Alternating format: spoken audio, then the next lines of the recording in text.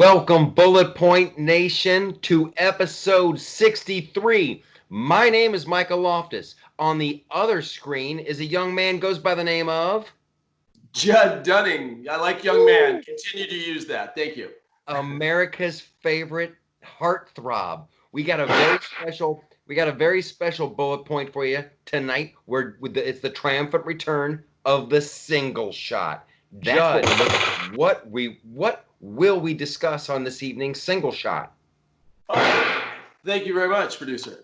Here it is, Michael. 1, 2, 3, 4. The BLM and Antifa statue war. That's what I already don't like it.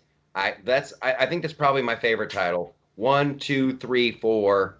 BLM and a statue war. I miss the Antifa. Let's jump right in. How's this gonna work?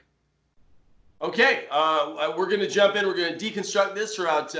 Usually people come. We have the timer. We have the 4 topics and a wild card. Tonight it's just unplugged. Judd and Mike. We're going to go through a few of our screens, and we're just going to unleash, buddy. You ready?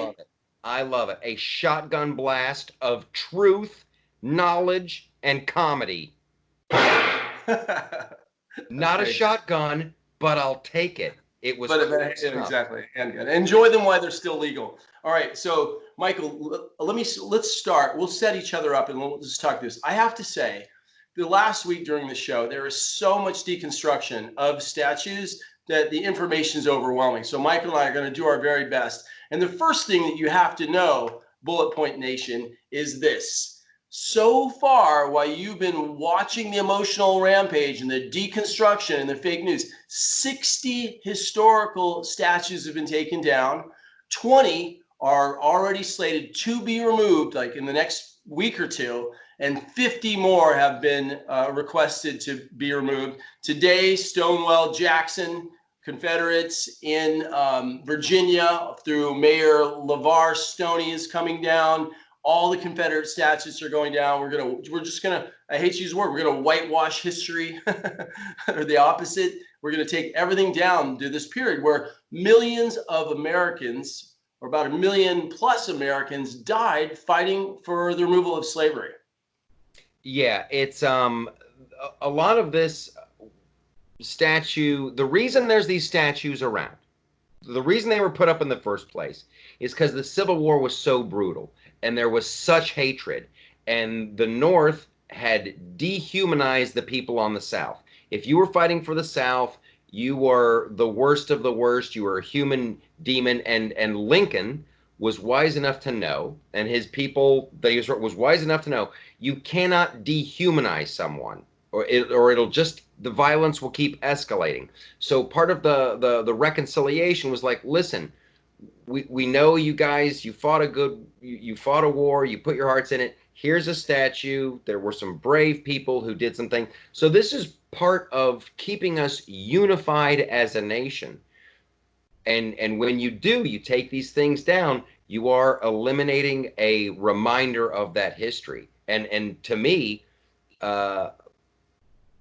these statues are a reminder of that. They're a reminder of, like, sometimes not everybody's on the same page, and we got to be careful, because this crazy democracy that we live in, this wild republic that we live in, it's easy to tear it apart, and people are trying very hard to tear it apart, and they're going after the statues.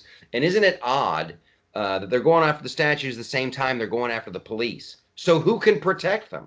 You can't protect yourself. You certainly can't protect a statue. And they're so it's so willy-nilly, the statues that they're taking down. It's mind-shatteringly stupid. When they go after Lincoln, they go after Grant.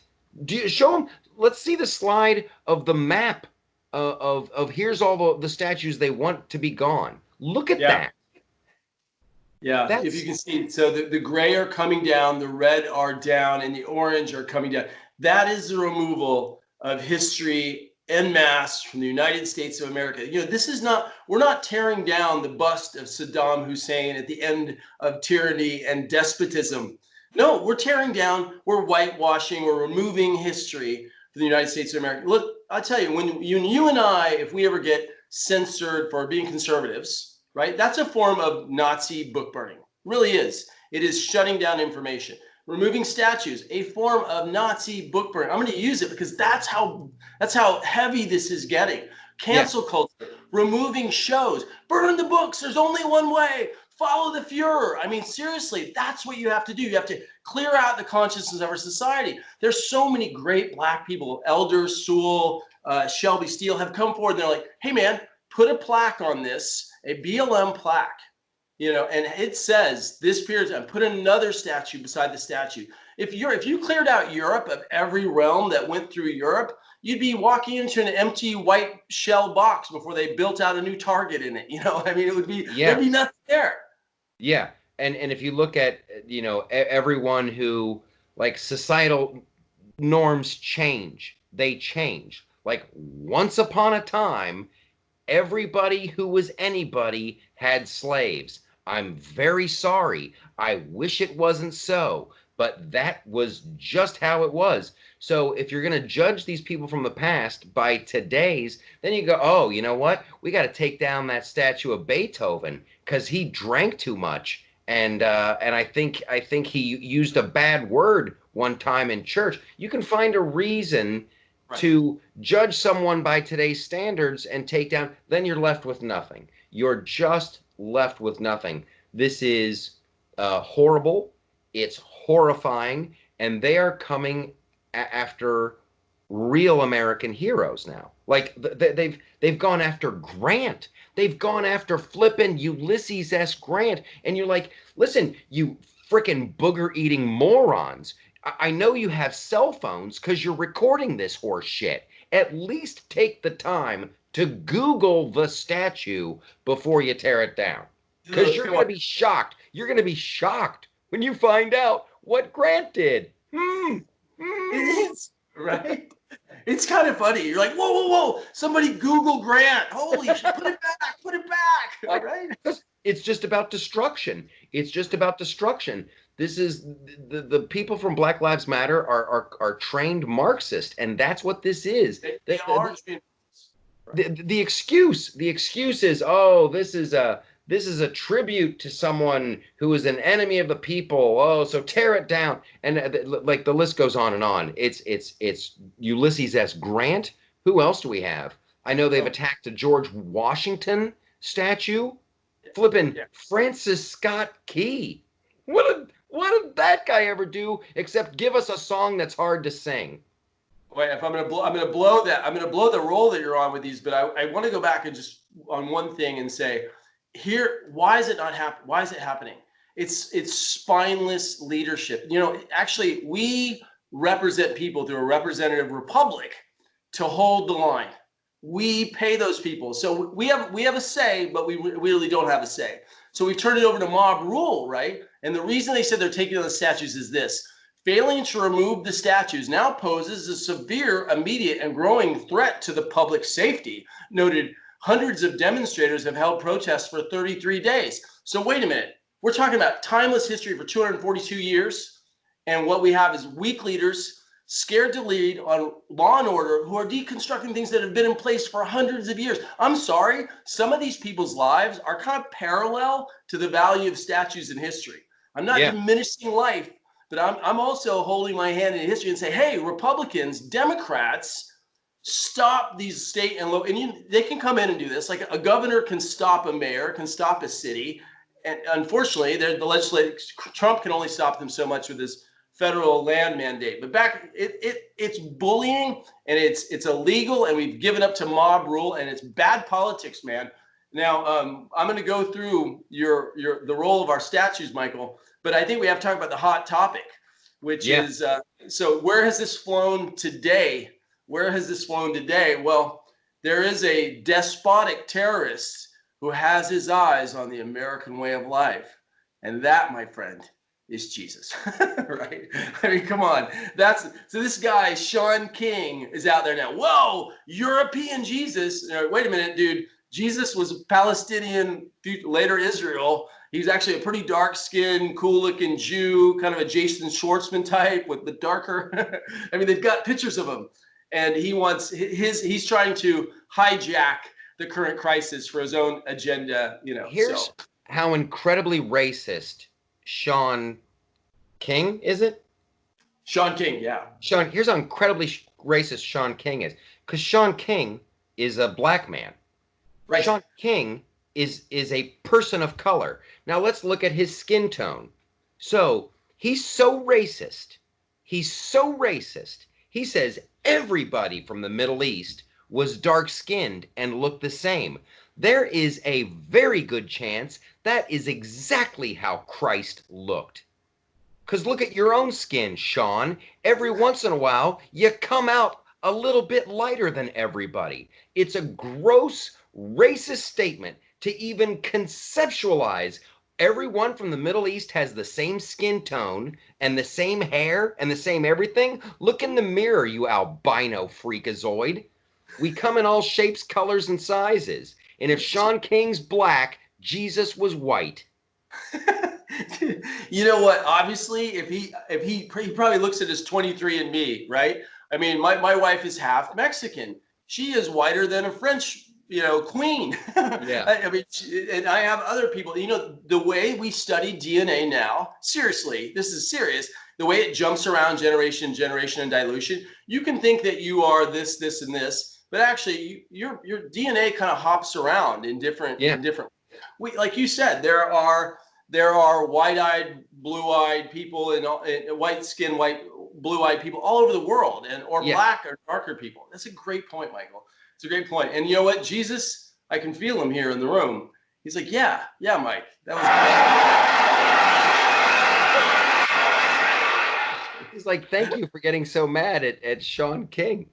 Well, here's the thing. This goes to the Marxist playbook. So yeah. let's get rid of all the images. And Sean was actually asking, let's get rid of the stained glass windows and every portrayal. No, listen, this has all gone too far. This has all gone too far, and we got to hold. If the governor is a conservative or claims to be a Republican, we got to hold their feet to the fire. You got to protect these things. And I'm all for a peaceful protest. But if you start smashing windows and looting Targets and burning down Burger King, you got to go to jail. If you go to tear down a statue, you got to go to jail. We can't tolerate it. Sorry. I have a simple answer for stained glass white Jesuses. You can just stain them darker. You can also add more black Jesuses. Really, I mean, get out your stain. I'm cool. If you have Confederate statues and black BLM statues. I prefer more statues. I'm a more statue guy. Yes. More Jesuses is good too. And listen, everyone, you are more than welcome to build a cathedral. You can build a cathedral in the Gothic style, and you can do the masonry, and you can do the stained glass window, and you can put any image up there you want, but you won't be touching mine. You can have the Pillsbury Doughboy up there. I don't give a damn, but stay away from mine. It doesn't belong to you. Are you inciting the Ken and Karen code? I mean, it was the hot topic of the week, right? Is like people actually stood outside their home with weapons in the Second Amendment and said, "Hey, law and order, I'm expressing my rights in the Second Amendment." Like, oh my God, Ken and Karen are like, wait a minute, isn't this the whole point? Now, all my liberal friends who have been gun bashing me for many years, like, hey, do you have an extra shotgun, or could you?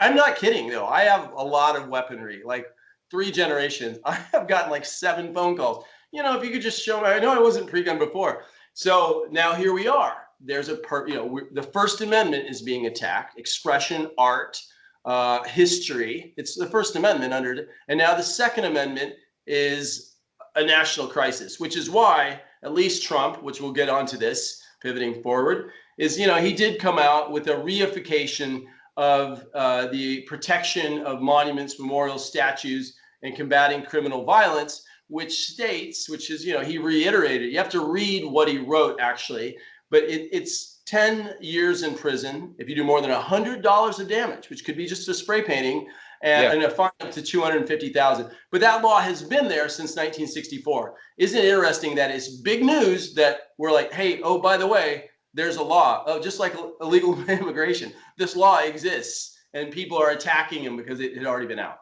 That's the amazing part. All of these laws are on the books. I've been saying it, especially about like legal and illegal immigration. These laws, just enforce the laws that are on the books. They're always like, oh, we need to have a special conversation and a meeting and a talk. And like, no, we already have the law. We already have it. Just enforce it. So good for Trump for doing this. At least he's trying.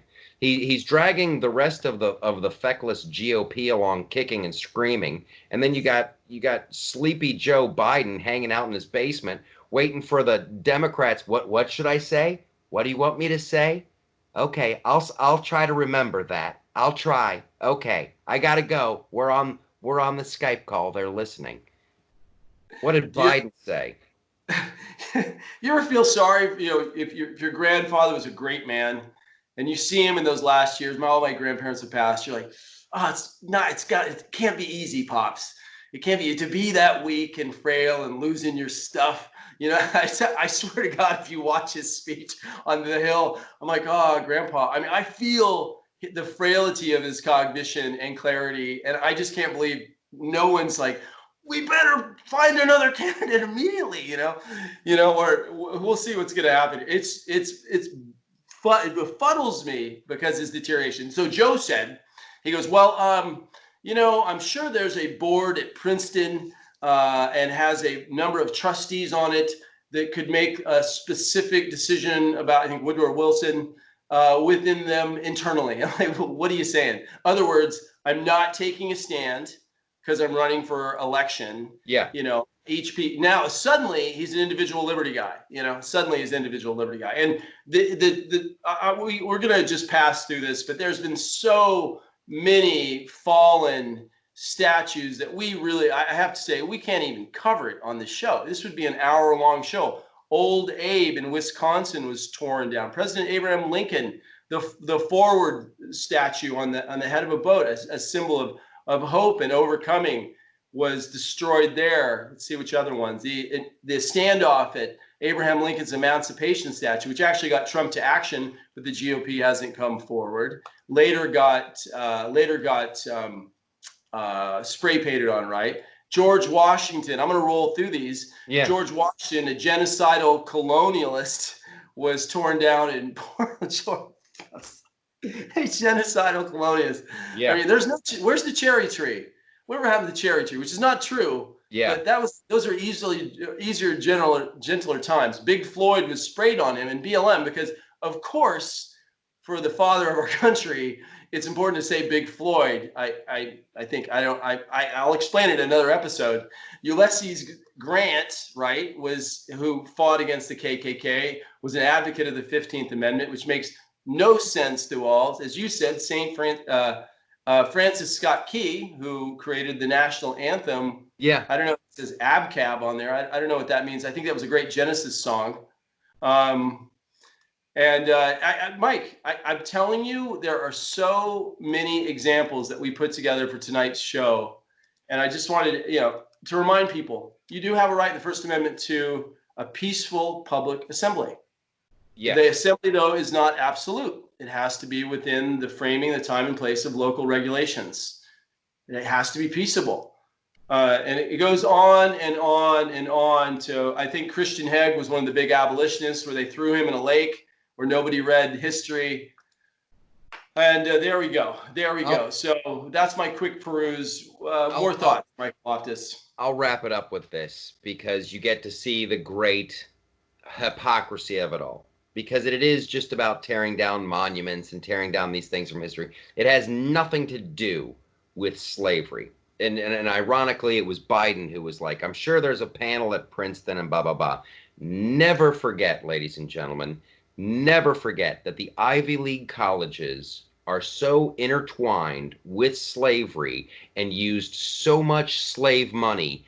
Yale, the dude who founded Yale, worked for the East India Trading Company and made a boatload of money in the slave trade. Princeton, they actually had a slave auction on campus. You could buy a human being on the college campus. But they get a free pass. No one cares that Yale and Princeton and Brown and all these other Ivy League schools are just, they're like vampires who are born on the blood of slaves. So if you want to tear something down, if you're from Black Lives Matter and you're enjoying the show, may I invite you to visit the campus of Yale or maybe Princeton, where maybe someone related to you was bought and sold one afternoon. Yeah, it goes farther back. It scared me tonight. I don't know why. It wasn't a gunshot. I wasn't ready for high-level explosives. You have to remember about 300,000 between the late 280 or 43,000 people were brought to America as slaves. We have 11 million people in the United States of America. It's 242 years later. 1865 was the big turning point, and the 60s was the 60s, ladies and gentlemen, 50 years ago was a turning toward great legacy. Later on, what happened was the over-entitlements and the using of Black America for voting reasons has deconstructed fatherhood in the Black populace. There's a much bigger issue than tearing down statues. And secondly, tearing down statues is fascist, it's wrong, it's anarchist, and our politicians need to stand up. If you're out there and you're still feeling the residue of our nation's history, which is a long time ago, there's a lot of great things to focus on. There's a reason that after the 60s, millions of actually Black Africans moved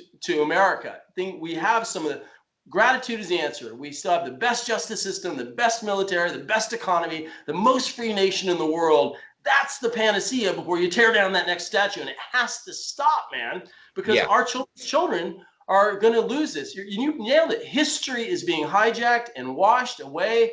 I'm proud of American history. Besides, slavery was a mark on us. And we've done everything we can. We've nominated a Black president. We're the first nation that was predominantly another color that's done that in history. It's an amazing country. So stop tearing down our goddamn our gosh darn statues. Jesus, we put Jesus in the show, so that we'll talk later. I agree. I think that's it. That's the lock, stock, and barrel. We need to hold our leaders accountable, protect these statues, don't let them come down. Give us a quick promo and take us home, Mike. Holy smoke.